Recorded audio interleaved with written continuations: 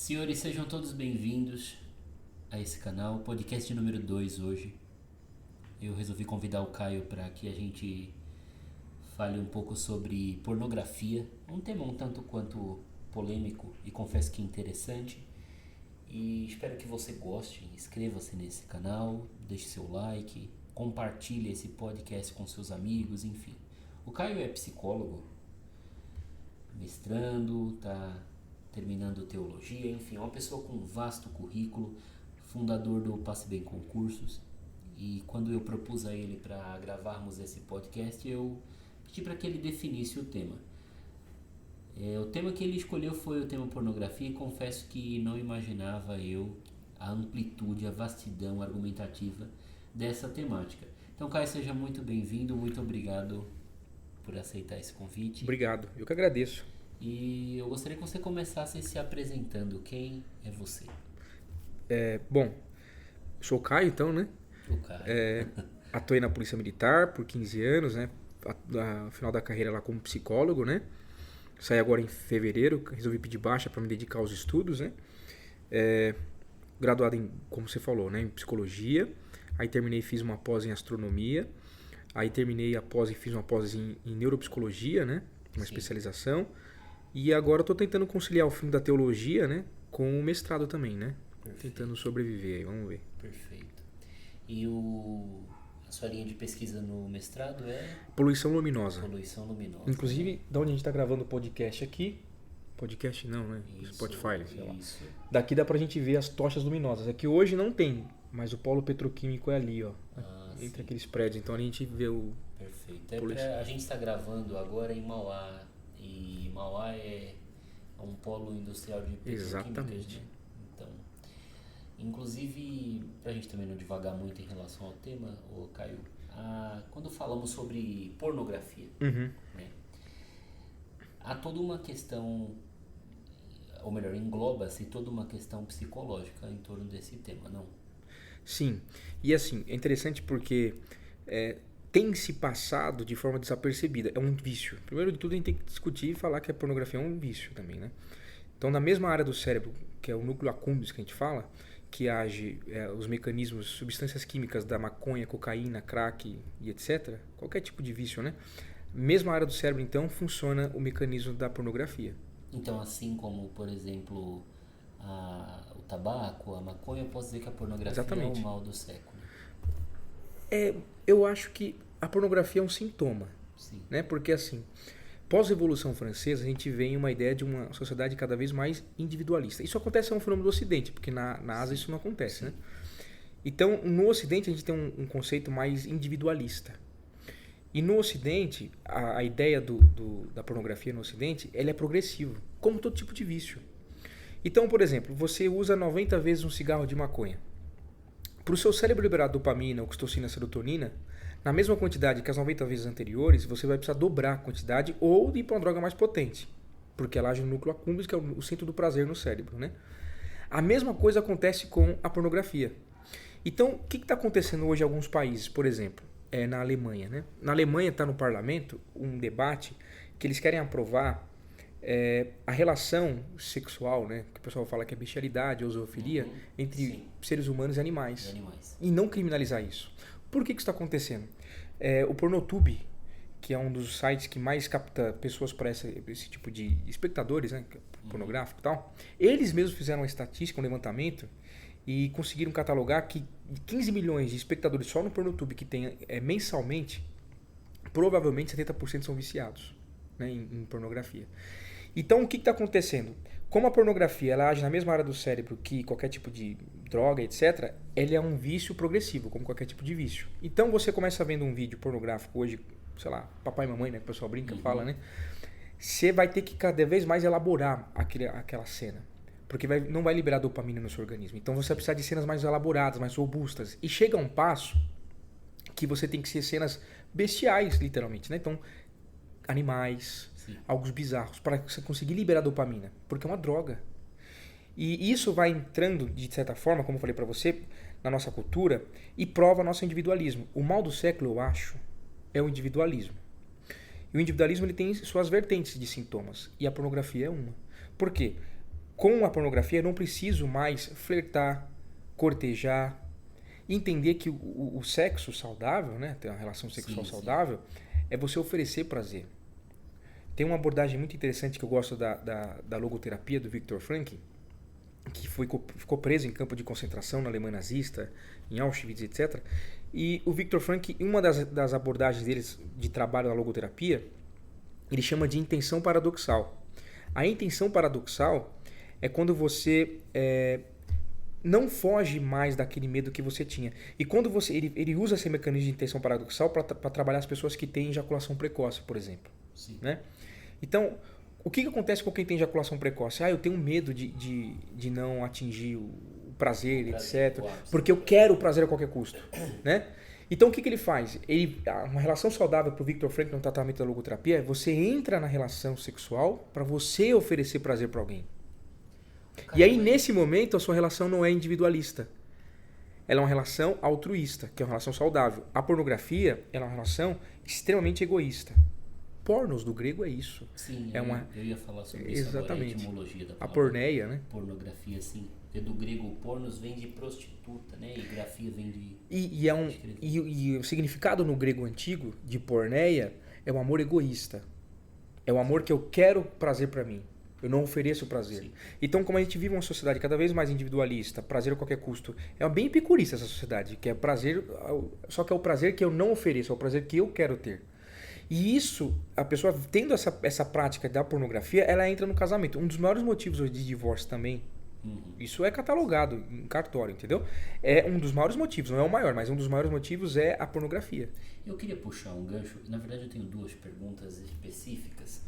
A pornografia, em boa parte do mundo, na pré-internet, era disseminada através de um material sexual, que nós conhecemos aí as revistas Playboys, né, com nudez, e quase sempre feminina. Isso cria, de certo modo, eu diria que um arquétipo, talvez, da pornografia, ou em fitas VHS, né, VHS que você alugava e tal. Em ambos casos, com restrição para 18 anos. Com o advento da internet, a internet possibilitou que isso se ampliasse a uma população, digo ela, de menor idade, e isso, de certo modo, é um problema social, claramente, mas a minha pergunta é, isso é um problema do ponto de vista psicológico? Por quê?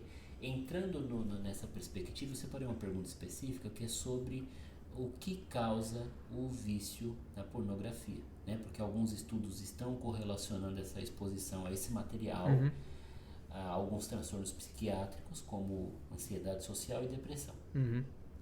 O vício em pornografia é uma compulsão, como você falou. Sim. Às vezes é uma fuga de realidade, fuga de depressão ou de uma ansiedade também, isto é a fuga de uma realidade sexual que quase sempre não acontece. O que está no pornô não é o que acontece na vida real, mas isso também pode ser a fuga de uma depressão ou de uma ansiedade ou não. O mecanismo de gatilho para você cair no vício é o mesmo que o da droga. Qualquer tipo, o álcool, ou o tabagismo, ou a maconha, etc. É o mesmo. A gente está em uma sociedade ansiosa. O Brasil é o país que mais consome ansiolítico no mundo, por exemplo, né? Segundo a OMS, uma pessoa comete suicídio no mundo hoje a cada 48 segundos. Então, o mundo é doente, sem sentido, né? O sentido de existência é cada vez mais pesado. Então, as pessoas precisam fugir desse sistema. E quando você libera dopamina, oxitocina, serotonina no seu organismo, você está fugindo, está dando prazer no seu organismo. É um instante, é uma fagulha de sentido de vida ali. Entende? E aí, quando você pratica qualquer coisa, ou usa qualquer substância que libera isso, você está tendo uma fuga desse sistema que é tóxico ou opressor. Então, o que está acontecendo? A pornografia, nada libera no seu organismo tanta dopamina quanto o orgasmo. Nenhuma droga libera dopamina como no orgasmo. Entende? O gatilho do vício está justamente aí. Você olha o vídeo pornográfico, você se masturba no vídeo pornográfico, você liberou o orgasmo, ali é o orgasmo, no olhar, se masturbar e chegar no orgasmo, ali é o gatilho do vício. Você educou o seu cérebro, quando você fez esse ciclo, você educou o seu cérebro ao vício. Então toda vez que você tem um vazio, uma tristeza, uma angústia, uma decepção ou algo do tipo, você precisa se masturbar. E o gatilho é o mesmo, por exemplo, do cigarro, do álcool, da maconha, é o mesmo. Nesse caso do vício, posso ter entendido errado, mas você falou a respeito de uma progressão. Uhum. O começo, né, o exórdio que é no papai e mamãe, não sei o quê. Isso abre alas para um consumo de uma pornografia um pouco mais, desculpe o termo, mais hardcore, inclusive para pedofilia também, para pornografia infantil? Abre, e quando as pessoas tentam ser um pouco mais o superego dela, né?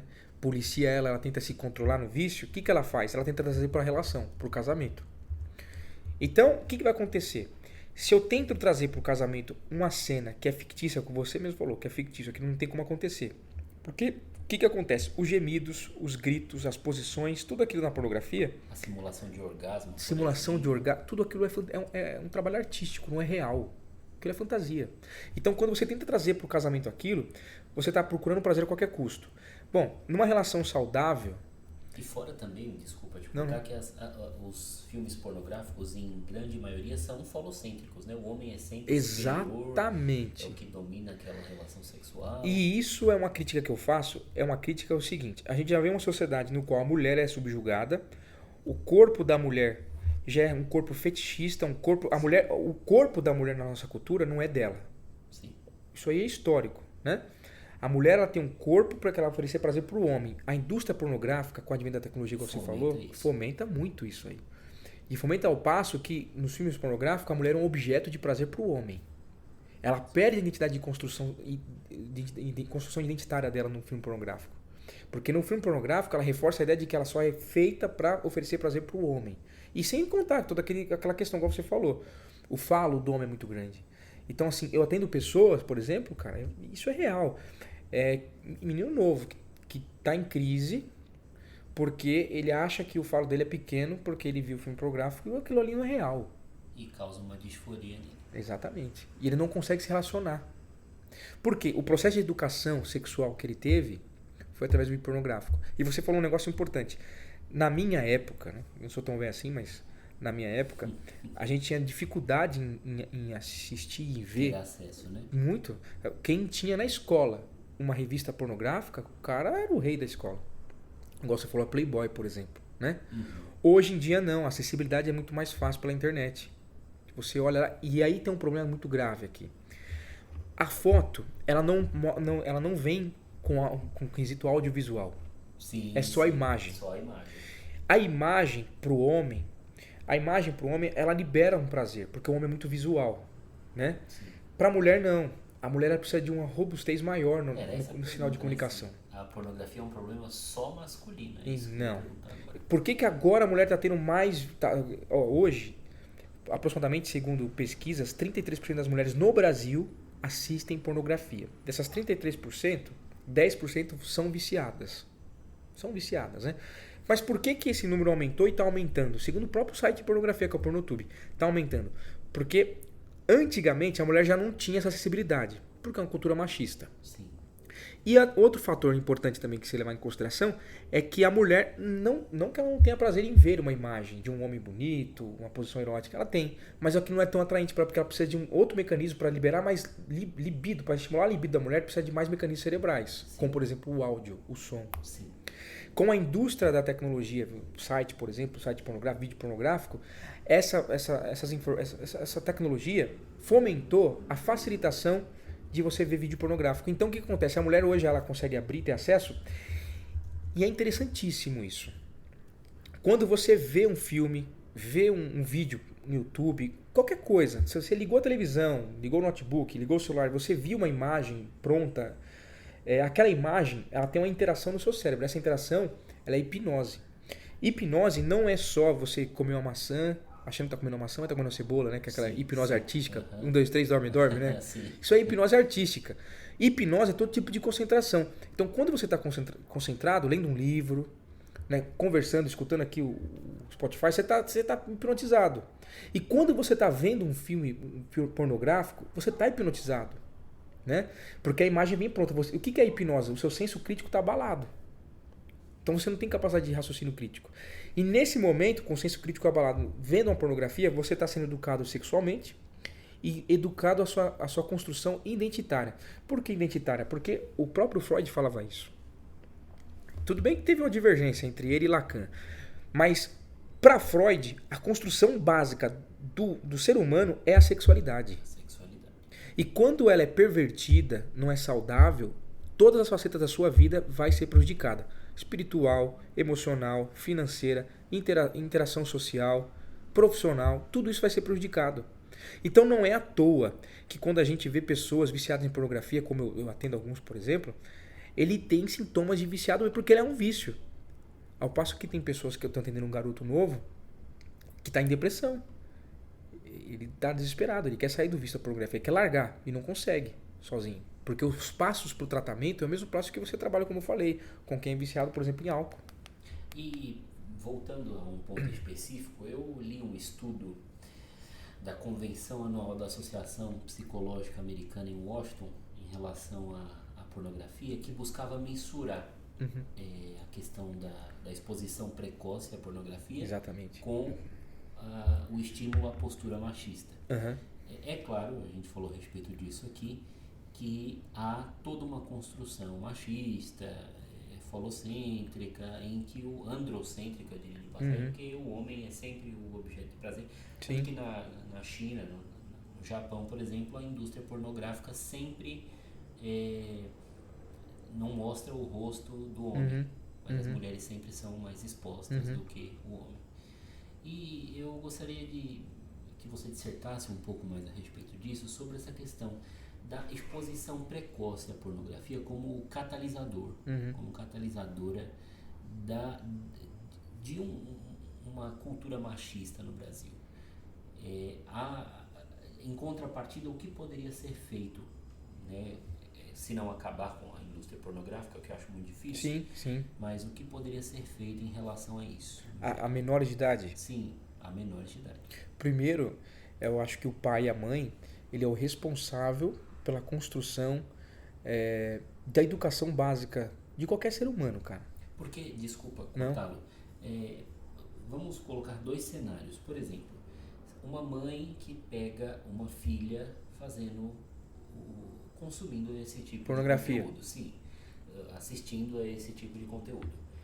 Ela não recepciona aquilo de forma tão aceitável quanto se fosse um filho menino. Sim.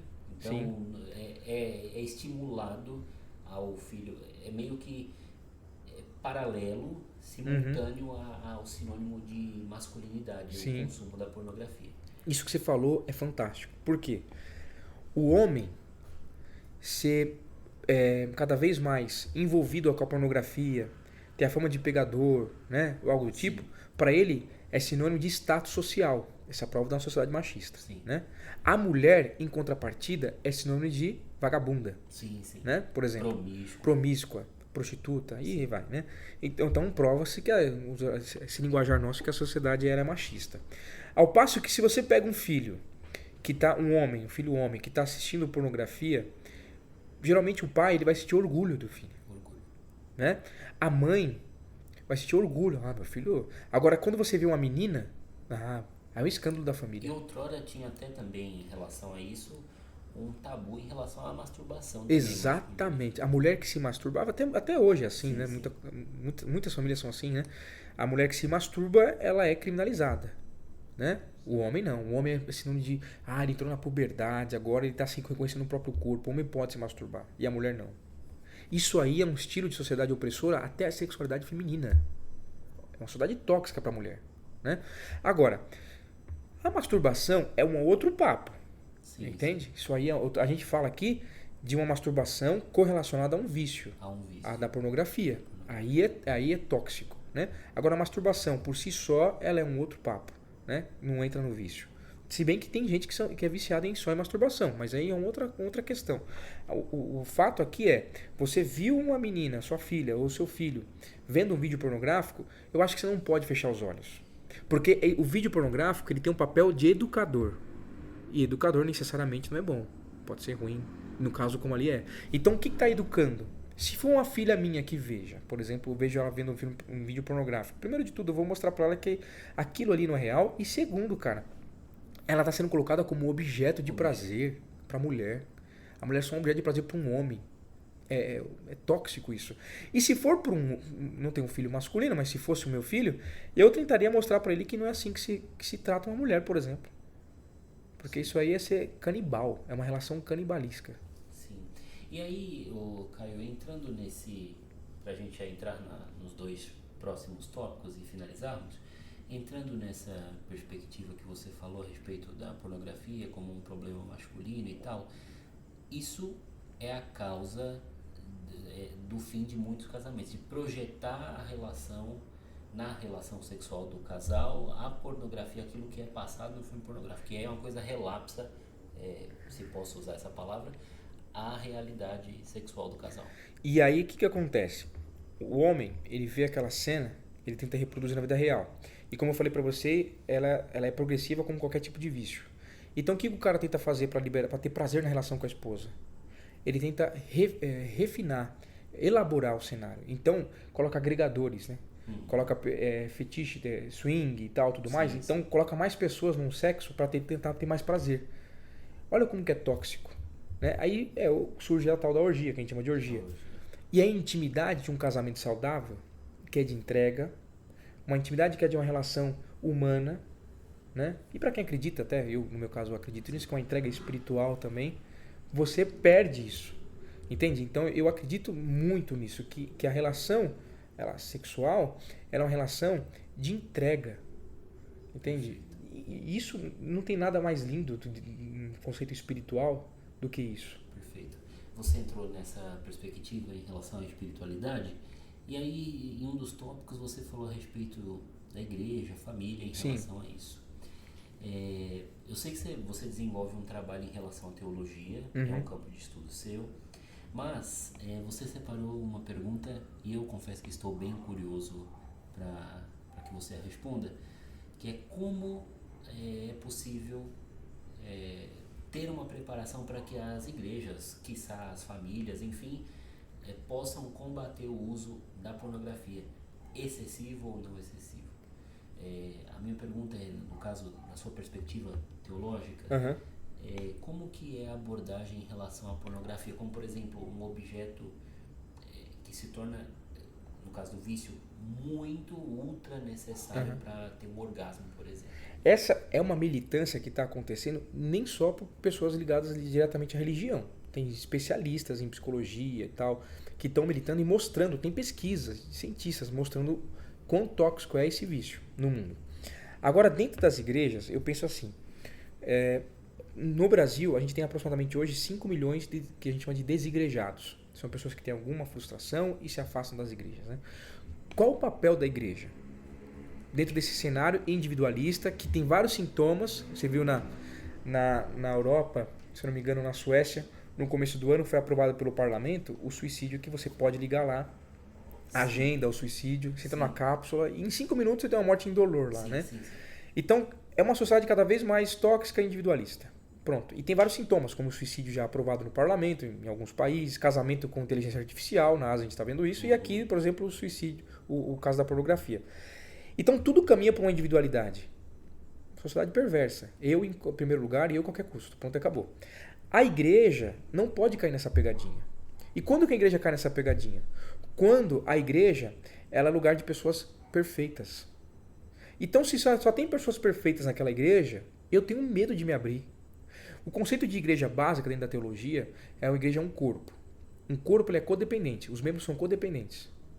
Então, você não fala assim, meu braço você quebrou o braço, meu braço quebrou, então eu vou arrancar meu braço fora. Não. É o corpo. Se o seu braço quebrou, o direito, o seu esquerdo vai substituir as tarefas do braço enquanto está se recuperando. Isso é um corpo saudável, codependente. A igreja é um corpo. Sabe? Na visão paulina, da teologia paulina, nas cartas do Novo Testamento, essa é a ideia. Então, o que você tem que ter? Eu acho, a forma preventiva da igreja é a igreja ser acessível. E a acessibilidade na igreja não é julgamento. Então, eu tenho que encontrar em qualquer membro da igreja, de um pastor ao membro mais novo na igreja, eu tenho que encontrar acessibilidade. Então é onde eu vou me abrir, eu preciso da sua ajuda, Gabriel. tô viciado em pornografia. Às vezes eu vou ter mais afinidade em você do que às vezes com o pastor. Às vezes eu vou ter mais afinidade com outro membro, um membro da igreja que é meu amigo, e não vou ter. Ou às vezes eu vou ter com o pastor, etc. Não sei. Mas eu tenho que ter afinidade com alguém. Porque a igreja é isso, é codependência. Mas você não acha que o fato de não haver essa interlocução se dá por um certo preconceito em relação a. Eu diria até que um tabu em relação na visão mais teológica, religiosa, da relação sexual e até mesmo do consumo da pornografia? E todo tabu, ele se torna um câncer. Sim. Por isso que não pode ter tabu, né? Tem que tratar o assunto. E como eu falei pra você, não existe nada mais lindo de entrega interpessoal e espiritual do que uma relação saudável, sexual. Então a igreja não pode fazer isso virar um tabu. A igreja tem que fazer isso se tornar um assunto de educação. E a processo de educação, ela é preventiva. Agora, você não está falando aqui, eu não estou querendo dizer que as igrejas têm que ser militantes em uma educação religiosa, como aconteceu alguns anos atrás, em algumas igrejas famosas aqui de São Paulo, sim, que o cara casado, por exemplo, há 40 anos com a mulher, ele nunca viu a mulher nua. Não é isso que eu estou falando, cara. Isso aí é doentio. Isso aí não tem nada a ver. O que eu estou falando é uma educação de entrega verdadeira, de intimidade e tentar combater a filosofia de educação pornográfica, no qual a mulher não é um objeto de prazer. E o sexo não é para eu entro na relação sexual para eu ter prazer, eu entro para oferecer prazer. É uma relação simbiótica, exatamente, é mútuo. Perfeito. E para a gente entrar já no final, você também é pastor, certo? Não, estou estudando ainda. Tem pretensão de ser? Vamos ver se eu conseguir terminar o seminário, né? Quiçá, em um cenário em que você fosse um dirigente espiritual, assim posso chamar? Pode. Ou até como psicólogo, sim, uma abordagem como psicólogo, como você trataria um indivíduo viciado em pornografia? Você sabe que dentro... Nos dois cenários, como um pastor, psicólogo. Um dirigente espiritual e psicólogo. Como ainda não tendo a função pastoral, eu já faço um trabalho voluntário na igreja. Sim. E na igreja a gente tem um projeto que a gente chama os 12 Passos, você já ouviu falar? Sim. Que a gente chama Celebrando a Recuperação. Celebrando a Recuperação é qualquer tipo de vício. Né? E um dos vícios que a gente trata é justamente o vício da pornografia. E isso é muito funcional. E eu vou dar o exemplo da minha esposa para você. Minha esposa era viciada em álcool. Ela chegou a dividir corotinho, cara, com um morador de rua. Ela morou na rua. Você olha pra cara dessa, não fala isso, né? É real. E ela foi recuperada na nossa igreja, por nosso pastor que faleceu agora esse ano, né? Que ele era psicólogo, pelo Celebrando a Recuperação. Ela teve as crises de abstinência dela. Ela bateu a cabeça na parede nas crises de abstinência dela, queria fugir de casa. Mas o Celebrando a Recuperação dentro do ambiente religioso, que foi acolhedor e o pastor se mostrou acessível, ela tinha uma figura do pastor paterna. Porque o pastor tinha esse papel de paternidade, entende? Não de acusador, mas de acolher e ajudar a pessoa a se transformar no melhor que ela podia ser. Esse é o papel do pastorado, né? Não de acusar, condenar, mas de recuperar e fazer você construir uma identidade humana que não seja uma identidade humana consumista, materialista, utilitarista, que é o sistema que a gente faz. Por isso que o evangelho é a contracultura. E contra a cultura, você só me serve quando você... Eu só gosto de você e você é útil para mim quando você está servindo, me beneficiando. O papel do evangelho é o oposto. Você não tem papel, você não vale nada. Você está morando na rua. Você é inútil para um sistema utilitarista. Mas para a gente você é útil. Porque você é um ser humano. Então esse é o papel da igreja, se mostrar acessível dessa forma e tratar as pessoas assim. Agora, dentro de uma visão psicológica, a gente pode usar várias abordagens. A que eu uso é a logoterapia, que é do Viktor Frankl, né? Que é uma abordagem de dar sentido para a vida e reconstruir uma identidade, ao passo que eu começo, isso aí tem várias etapas, né? A gente pode usar cognitivo comportamental, tem várias abordagens de psicologia, né? Mas o que eu uso é logoterapia, que dá ressignificar a sua vida como sentido. Como eu tenho essa visão transcendental, espiritual, eu uso isso também na minha abordagem psicológica, né? E aí, nesse momento, fazendo etapas de processos que o participante lá, o cliente ou o paciente, ele vai fazendo algumas tarefinhas que a gente vai colocando com ele e vai tentando vencer esse vício. Mas, como qualquer vício, não é fácil. É porque, pra gente finalizar, essa é a minha última pergunta, em se tratando de vício em álcool, por exemplo, a gente vê que as pessoas tratam, ficam um tempo afastadas e às vezes tem aquelas ditas recaídas, voltam a beber, enfim. No caso da pornografia isso também acontece, a pessoa fica um tempo sem o consumo, que, digo, ela acaba afetando as relações sociais, as relações dentro de casa, em casal, e a pessoa acaba tendo essa abre aspas, recaída, fecha O aspas. mecanismo é o mesmo É o mesmo? que alguém usa, por exemplo, o álcool. É um vício. A pessoa, quando ela tá querendo se recuperar, ela se reconheceu como uma viciada dependente química do álcool, por exemplo, ela usa. Ela usa, o cérebro libera dopamina, tal, tudo mais. Passa o efeito do álcool, qual o sintoma que ela tem? Ela sente ansiedade Abstinência. e primeiro ela se culpa. Ela se culpa porque ela caiu. E ela afastamento social. Sim. A abstinência é o terceiro passo. Quando o corpo, o organismo começa a sentir falta e pedir de novo. E ela começa a luta dela de novo no organismo, né? Então ela sente culpa, primeiro passo, depois que usou. Culpa e ansiedade. A mesma coisa acontece com quem é viciado em pornografia. Ele vê a pornografia, ele cai, ele sente um fracassado. Eu não consegui vencer isso. Eu não consegui vencer, ele sente culpa. É o mesmo Isso gera mecanismo. uma frustração, então. Frustração, depressão, ansiedade, e aí vai afora, né? Perfeito. Então, é isso. Algo mais? Só obrigado pelo convite. Caio, eu que agradeço pelo convite. Pessoal, muito obrigado aí a todos vocês que nos escutaram. Eu posso só falar uma coisa? Pode sim. Quem quiser descobrir um passo para ressignificar a sua vida e conhecer a abordagem que eu criei lá e que eu trabalho, que é o FAP, Sim. Família, de Bert Helling, Sim. psicoterapeuta alemão, Altruísmo, de Augusto de Comte, que é o pai da sociologia, que é uma relação saudável, é altruísta, não é egoísta, né? E o Positividade, que eu pego do Viktor Frankl, Perfeito. que é sentido de vida. Quem quiser conhecer o FAP, que é a abordagem que eu trabalho, vai encontrar na Amazon lá o livro, né? Que é Angústia de Tentar. Exatamente. Exatamente. Brevemente, se você quiser falar a respeito do livro, em que se deu? Né? Sei que não é muito o tema do que a gente está falando aqui hoje, mas o livro eu acho bem interessante você falar, porque engloba bastante isso em relação ao sentido de vida. Eu li e fiz a correção ortográfica do livro, mas eu gostaria que, a correção gramatical, perdão, eu gostaria que você falasse um pouquinho sobre o livro, brevemente. O livro, a ideia surge em 2018, né? Porque a minha filha quase faleceu, ela ficou na UTI e tal, ficou em coma e tal, então... E eu já tinha criado o FAP, só que na raça, eu trabalhava com o FAP, aqui no pessoal que eu trabalho com o pessoal do psicológico da Polícia Militar de São Paulo. Então eu já trabalhava, só que eu nunca tinha elaborado uma ideia mais robusta, mais refinada dele. Então foi quando eu sentei e elaborei. E percebi que o FAP combatia a ansiedade, a depressão, crise do pânico e vício. Então eu comecei a trabalhar. Aí quando foi em 2018, eu sentei e resolvi escrever. E escrevi, foi saindo algumas coisinhas lá e fiz um livro que tenta... Você viu, você corrigiu o livro, né? Você viu que é um livro leve. Não é um livro didático. Porque a ideia para o leitor do livro é alguém que vai ler e o cara já está em crise de ansiedade, cara. Então se eu colocasse um livro didático ali, o cara lê um livro chato, ele ia se matar. Então tem que ser um livro que é leve. Que você está no fundo do poço e... Pô, peraí, essa leitura está me sendo agradável.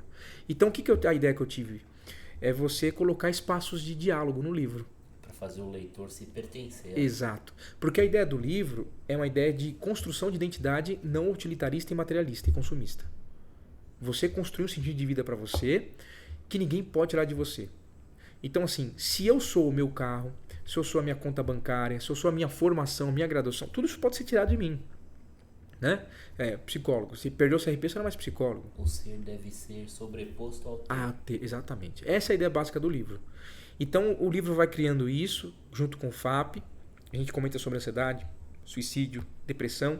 E o livro tem espaços de diálogo para você escrever. É um livro agenda, eu brinco, falo com o pessoal. É um livro que você vai construindo sua identidade ao passo que você vai passando os capítulos. Né? Essa é a ideia principal do livro. Perfeito. E caso alguém queira achar você nas redes sociais... Cara, eu tô no Facebook, eu sou meio ruim de...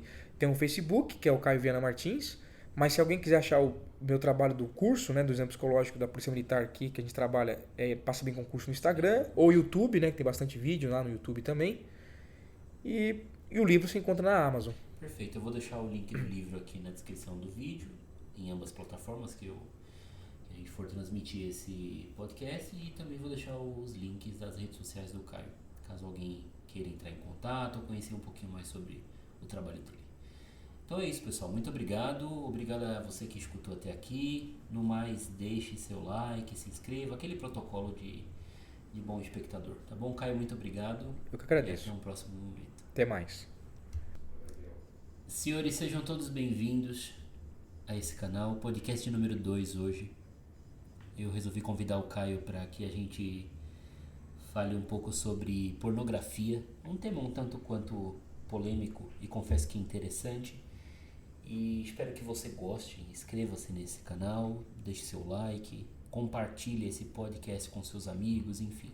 O Caio é psicólogo, mestrando, está terminando teologia, enfim,